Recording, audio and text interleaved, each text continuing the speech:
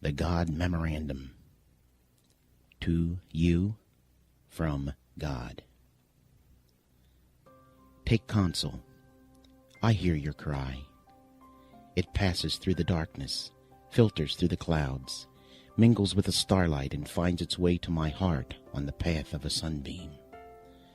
I have anguished over the cry of a hare choked in the noose of a snare, a sparrow tumbled from the nest of its mother, a child threshing helplessly in a pond, and a son shedding his blood on a cross. Know that I hear you. Also, be at peace. Be calm. I bring thee relief for your sorrow, for I know its cause and its cure. You weep for all your childhood dreams that have vanished with the years. You weep for all your self-esteem that has been corrupted by failure. You weep for all your potential that has been bartered for security. You weep for all your individuality that has been trampled by mobs. You weep for all your talent that has been wasted through misuse. You look upon yourself with disgrace, and you turn in terror from the image you see in the pool. Who is this mockery of humanity staring back at you with bloodless eyes of shame? Where is the grace of your manner, the beauty of your figure, the quickness of your movement, the clarity of your mind, the brilliance of your tongue? Who stole your goods? Is the thief's identity known to you, as it is to me? Once you placed your head on a pillow of grass in your father's field, and looked up at the cathedral of clouds, and knew that all the gold in Babylon would be yours in time. Once you read from many books, and wrote on many tablets, convinced beyond any doubt that all the wisdom of Solomon would be equal and surpassed by you. And the seasons would flow into years until, lo, you would reign supreme in your own Garden of Eden. Dost thou remember who implanted those plans and dreams and seeds of hope within you? You cannot. You have no memory of that moment when first you emerged from your mother's womb, and I placed my hand on your soft brow, and the secret I whispered in your small ear when I bestowed my blessing upon you. Remember our secret? You cannot. The passing years have destroyed your recollection, for they have filled your mind with fear and doubt and anxiety and remorse and hate, and there is no room for joyful memories where these beasts habitate. Weep no more. I am with you, and this moment is the dividing line of your life. All that has gone before is like unto no more than that time you slept within your mother's womb. What is past is dead. Let the dead bury the dead. This day you return from the living dead. This day, like unto Elijah with the widow's son, I stretch myself upon thee 3 times, and you live again. This day, like unto Elijah and the Shamanite son, I put my mouth upon your mouth, and my eyes upon your eyes, and my hands upon your hands, and your flesh is warm again. This day, like unto Jesus at the tomb of Lazarus, I commend you to come forth, and you will walk from that cave of doom to begin a new life. This is your birthday. This is your new date of birth, your first life. Like unto a play in the theater, was only a rehearsal. This time the curtain is up. The time of the world watches and waits to applaud. This time you will not fail. Light your candles, share your cake, pour your wine. You have been reborn. Like a butterfly from the chrysalis you will fly. Fly as high as you wish, and neither the wasp nor the dragonflies nor mentas of mankind shall obstruct your mission or your search for the true riches of life. Feel my hand upon your head. Attend to my wisdom. Let me share with you again the secret that you heard at your birth and forgot. You are my greatest miracle. You are the greatest miracle in the world. Those were the first words you ever heard Then you cried. They all cry. You did not believe me then, and nothing has happened in the intervening years to correct your disbelief. For how could you be a miracle when you consider yourself a failure in the most menial of tasks? How can you be a miracle when you have little confidence in dealing with the most trivial responsibilities? How can you be a miracle when you are shackled by debt and lie awake in torment over whence will come tomorrow's bread? Enough. The milk that is spilled is sour. Yet, how many prophets, how many wise men, how many poets, how many artists, and how many composers, how many scientists and how many philosophers and messengers have I sent with word of your divinity, your potential for godliness, and the secrets of achievement? How did you treat them? Still I love you, and I am with you now. Through these words, to fulfill the prophets who announce that the Lord shall set his hand again, the second time, to recover the remnant of his people. I have set my hand again. This is the second time. You are my remnant. It is of no avail to ask, haven't you known? Haven't you heard? Hasn't it been told to you from the beginning? Haven't you understood from the foundation of the earth? You have not known. You have not heard. You have not understood. You have been told that you are divinity in disguise, a god playing a fool. You have been told that you are a special piece of work, noble in reason, infinite in faculties, express and admirable in form and moving, like an angel in action, like a god in apprehension. You have been told that you are the salt of the earth. You were given the secret even of moving mountains, of performing the impossible. You believe no more. You burned your map to happiness. You abandoned your claim of peace of mind. You snuffed out the candles that had been placed along the destined path of glory. And then you stumbled, lost and frightened in the darkness of futility and self-pity, until you fell into a hell of your own creation. Then you cried and beat your breast and cursed the luck that had befallen you. You refused to accept the consequences of your own petty thoughts and lazy deeds, and you searched for a scapegoat on which to blame your failure. How quickly you found one. You blamed me. You cried that your handicaps and your mediocrity, your lack of opportunity, your failures, were the will of God. You were wrong. Let us take inventory. Let us first call a roll of your handicaps. For how can I ask you to build a new life lest you have the tools? Are you blind? Does the sun rise and fall without your witness? No, you can see, and 100 million receptacles I have placed in your eyes enable you to enjoy the magic of a leaf, a snowflake, a pond, an eagle, a child, a cloud, a star, a rose, a rainbow, and the look of love. Count one blessing. Are you deaf? Can a baby laugh or cry without your attention? No, you can hear. And the 24,000 fibers I have built into each of your ears vibrate to the wind in the trees, the tides on the rock, the majesty of an opera, a robin's plea, children at play, and the words, I love you.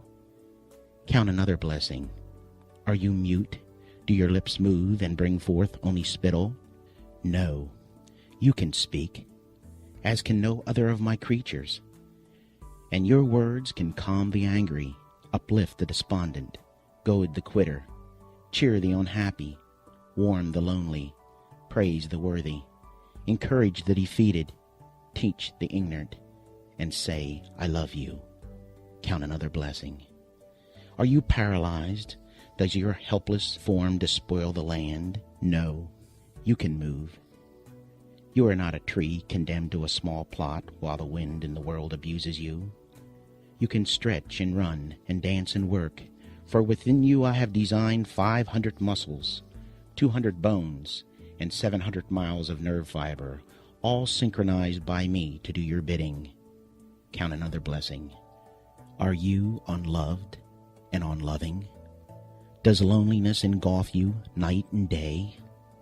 No, no more.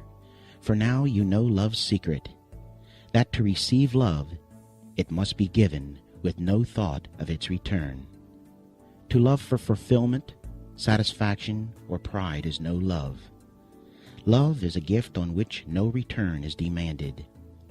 Now you know that to love unselfishly is its own reward. And even should love not be returned, it is not lost. For love, if not reciprocated, will flow back to you and soften and purify your heart. Count another blessing, count twice. Is your heart stricken? Does it leak and strain to maintain your life? No. Your heart is strong. Touch your chest and feel its rhythm, pulsating hour after hour, day and night. 36 million beats each year, year after year. Asleep or awake, pumping your blood through more than 60,000 miles of veins, arteries, and tubing, pumping more than 600,000 gallons each year. Man has never created such a machine. Count another blessing. Are you diseased of skin?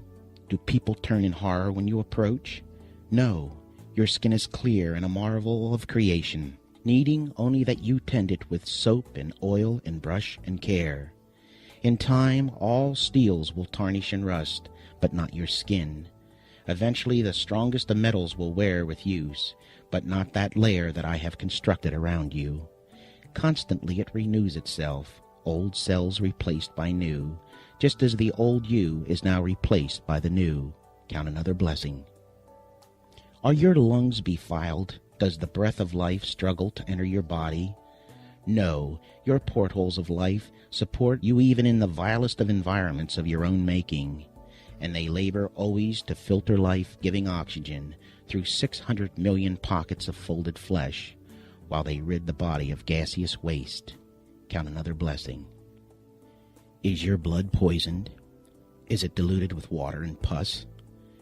No, within its 5 quarts of blood are 20 trillion blood cells, and within each cell are millions of molecules, and within each molecule is an atom oscillating at more than 10 million times each second. Each second, 2 million of your blood cells die to be replaced by 2 million more in a resurrection that has continued since your first birth. As it has always been inside, so now it is on your outside. Count another blessing. Are you feeble of mind? Can you no longer think for yourself? No. Your brain is the most complex structure in the universe.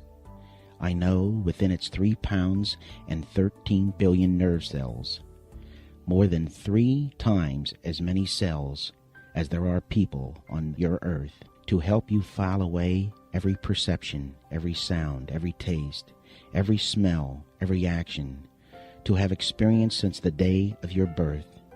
I have implanted within your cells more than 1,000 billion protein molecules. Every incident in your life is there waiting only your recall.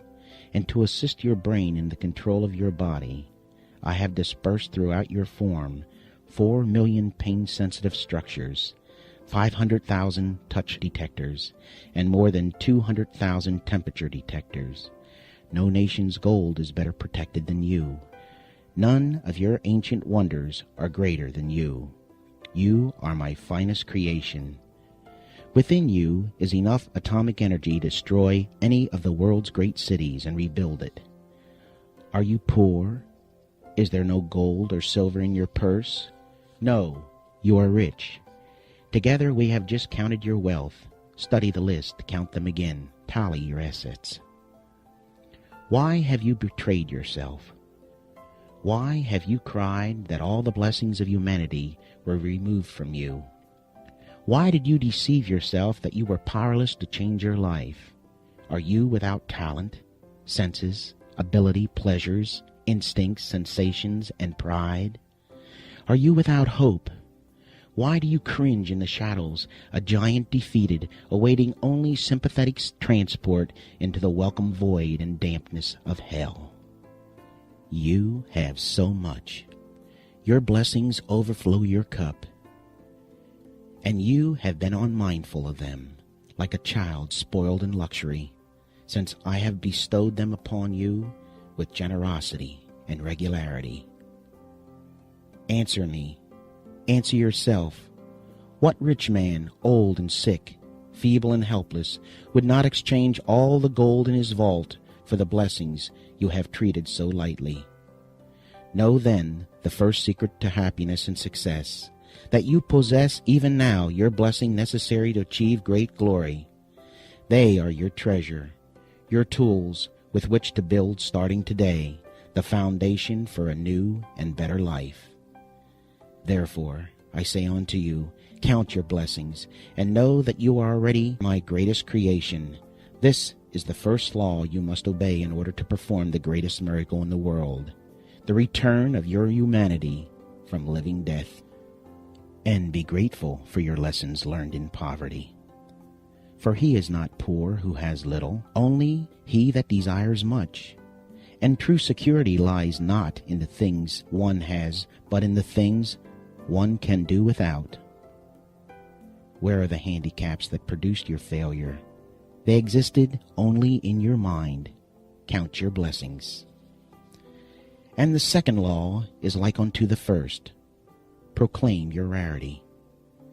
You had condemned yourself to a potter's field, and there you lay, unable to forgive your own failure, destroying yourself with self-hate, self-incrimination, and revulsion at your crimes against yourself and others.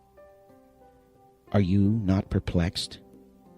Do you not wonder why I am able to forgive your failures, your transgressions, your pitfally manner, when you cannot forgive yourself?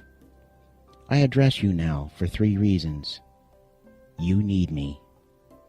You are not one of the herd leading for destruction in a gray mass of mediocrity, and you are a great rarity. Consider a painting by Rembrandt, or a bronze by Degas, or a violin by Stradivarius, or a play by Shakespeare. They have great value for 2 reasons. Their creators were masters, and they are few in number. Yet there are more than one of each of these.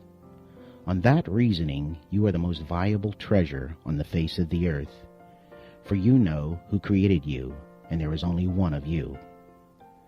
Never in all the 70 billion humans who have walked on this planet since the beginning of time has there been anyone exactly like you.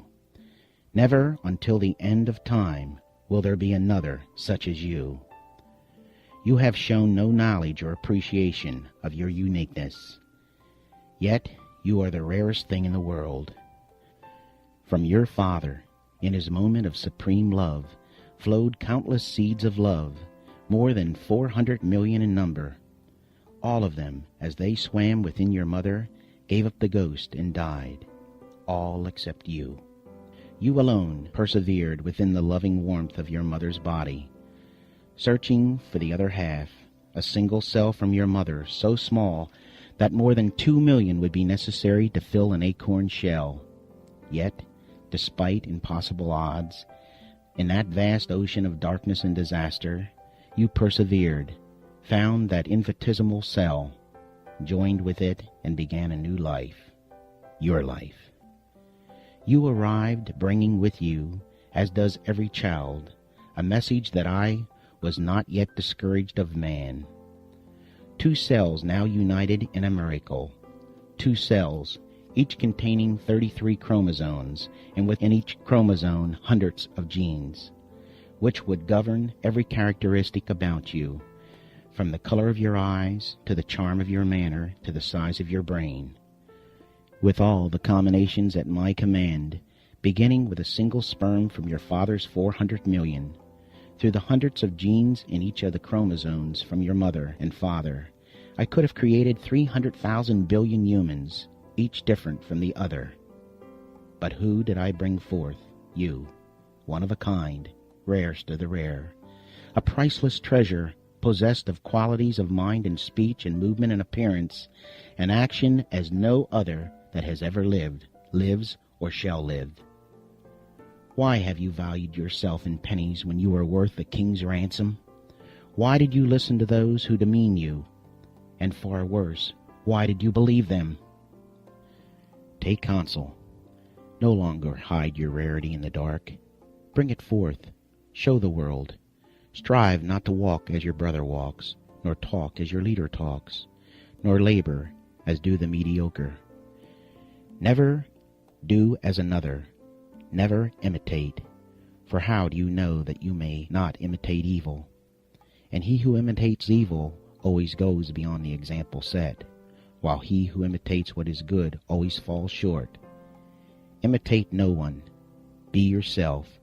Show your rarity to the world, and they will shower you with gold. This, then, is the second law. Proclaim your rarity. And now you have received 2 laws. Count your blessings. Proclaim your rarity. You have no handicaps. You are not mediocre. You nod. You force a smile. You admit your self-deception. What of your next complaint? Opportunity never seeks thee? Take counsel, and it shall come to pass. For now I give you the law of success in every venture. Many centuries ago this law was given to your forefathers from a mountaintop. Some heeded the law, and lo, their life was filled with the fruit of happiness, accomplishment, gold, and peace of mind. Most listened not, for they sought magic means, devious routes, or waited for the devil called luck to deliver them their riches of life. They waited in vain. Just as you waited, and then they wept as you wept, blaming their lack of fortune on my will. The law is simple. Young and old, pauper or king, white or black, male or female, all can use the secret to their advantage. For of all the rules and the speeches and scriptures of success and how to attain it, only one method has never failed. Whomsoever shall compel you to go 1 mile, go with him 2. This then is the third law. The secret that will produce riches and acclaim beyond your dreams. Go another mile. The only certain means of success is to render more and better service than is expected of you, no matter what your task may be. This is a habit followed by all successful people since the beginning of time. Therefore I saith, the surest way to doom yourself to mediocrity is to perform only the work for which you are paid. Think not you are being cheated if you deliver more than the silver you receive, for there is a pendulum to all life. To go another mile is a privilege you must appropriate by your own initiative. You must not avoid it, neglect it. Do only as little as the others, and the responsibility for your failure is yours alone. You can no more render service without receiving your compensation than you can withhold the rendering of it without suffering the loss of reward. Cause and effect, means and ends, seed and fruit, these cannot be separated. The effect already blooms in the cause, and the end pre-exists in the means, and the fruit is always in the seed. Go another mile. Concern yourself not, should you serve an ungrateful master. Serve him more. Instead of him, let it be me who is in your debt. For then you will know that every minute, every stroke of extra service will be repaid. And worry not, should your reward not come soon, for the longer payment is withheld, the better for you, and compound interest on compound interest is this law's greatest benefit. You cannot command success, you can only deserve it. And now you know the great secret necessary in order to merit its rare reward. Go another mile. Where is this field whence you cried there was no opportunity? Look around thee. See where only yesterday you wallowed in the refuge of self-pity. You now walk tall on a carpet of gold. Nothing is changed except you. You are everything. You are my greatest miracle. You are the greatest miracle in the world. And now the laws of happiness and success are 3. Count your blessings. Proclaim your rarity. Go another mile. Be patient with your progress, to count your blessings with gratitude, to proclaim your rarity with pride, to go an extra mile and then another. These acts are not accomplished in the blinking of an eye. Yet that which you require with most difficulty, you retain the longest, as those who have earned a fortune are more careful of it than those by whom it was inherited. And fear not as you enter your new life. Every noble accusation is attended with its risk. He who fears to encounter the one must not expect to obtain the other. Now you know you are a miracle, and there is no fear in a miracle. Be proud. You are not a momentary whim in the careless Creator's experimental laboratory of life. You are not a slave of forces that you cannot comprehend. You are a free manifestation of no force but mine, of no love but mine. You were made with a purpose. Feel my hand, hear my words. You need me, and I need you. We have a world to rebuild, and if it requireth a miracle, what is that to us? We are both miracles, and now we have each other. Never have I lost faith in you. Since that day when I first spun you on this giant wave and tossed you helplessly on the sands. As you measure time, that was more than 500 million years ago. There were many models, many shapes, many sizes, before I reached perfection in you more than 30,000 years ago. I have made no further effort to improve you in all these years. For how could I improve on a miracle? You were a marvel to behold, and I was pleased. I gave you the world and a dominion over it.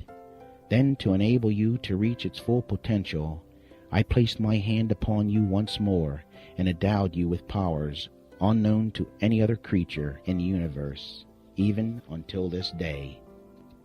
I gave you the power to think. I gave you the power to love. I gave you the power to will. I gave you the power to laugh. I gave you the power to imagine. I gave you the power to create. I gave you the power to plan. I gave you the power to speak. I gave you the power to pray. My pride in you knows no bound. You were my ultimate creation, my greatest miracle, a complete living being, one who can adjust to climate, any hardship, any challenge, one who can manage his own destiny without the interference from me, one who can translate a sensation of perception, not by instinct, but by thought and deliberation, into whatever action is best for him and all humanity. Thus we come to the fourth law of success and happiness. And I gave you one more power, a power so great that not even my angels possess it. I gave you the power to choose. With this gift I placed you even above my angels. For angels are not free to choose sin. I gave you complete control over your destiny. I told you to determine for yourself your own nature in accordance with your own free will. Neither heavenly nor earthly in nature, you were free to fashion yourself in whatever form you preferred. You had the power to choose or degenerate into the lowest forms of life. But you also had the power, out of your soul's judgment, to be reborn into a higher form, which are divine. I have never withdrawn your great power, the power to choose. What have you done with this tremendous force? Look at yourself. Think of your choices you have made in your life, and recall now those bitter moments when you would fall to your knees if only you had the opportunity to choose again. What is past, and now you know the fourth great law of happiness and success. Choose to love rather than hate. Choose to laugh rather than cry. Choose to create rather than destroy. Choose to persevere rather than quit. Choose to pray rather than gossip.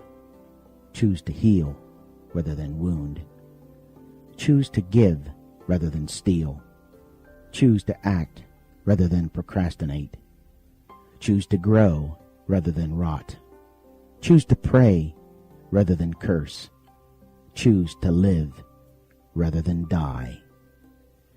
Now you know that your misfortunes were not my will, for all my power was vested in you, and the accumulation of deeds and thoughts which placed you on the refuge of humanity were your doing, not mine.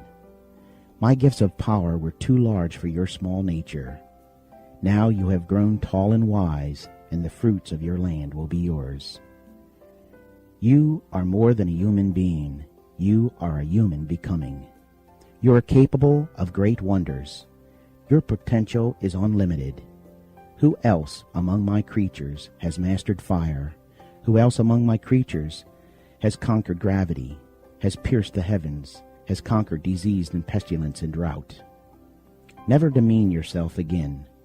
Never settle for the crumbs of life. Never hide your talents. From this day hence, remember the child who says, "When I am a big boy." But what is that? Big boy says, "When I grow up." And then grown up he says, "When I am wed." But to be wed, what is that? After all, the thought of changes to "when I retire." And then retirement comes, and he looks back over a landscape traversed. A cold wind sweeps over it, and somehow he has missed it all, and it is gone. Enjoy this day today, and tomorrow tomorrow. You have performed the greatest miracle in the world. You have returned from the living death. You will feel self-pity no more, and each new day will be a challenge and a joy. You have been born again. But just as before, you can choose failure or despair, or success and happiness. The choice is yours. The choice is exclusively yours. I can only watch as before, in pride or sorrow. Remember then the 4 laws of happiness and success. Count your blessings. Proclaim your rarity. Go another mile. Use wisely your power of choice. And one more to fulfill the other 4. Do all things with love. Love for yourself, love for all others, and love for me. Wipe away your tears, reach out, grasp my hand, and stand straight. Let me cut the grave cloths that bound you. This day you have been notified. You are the greatest miracle in the world.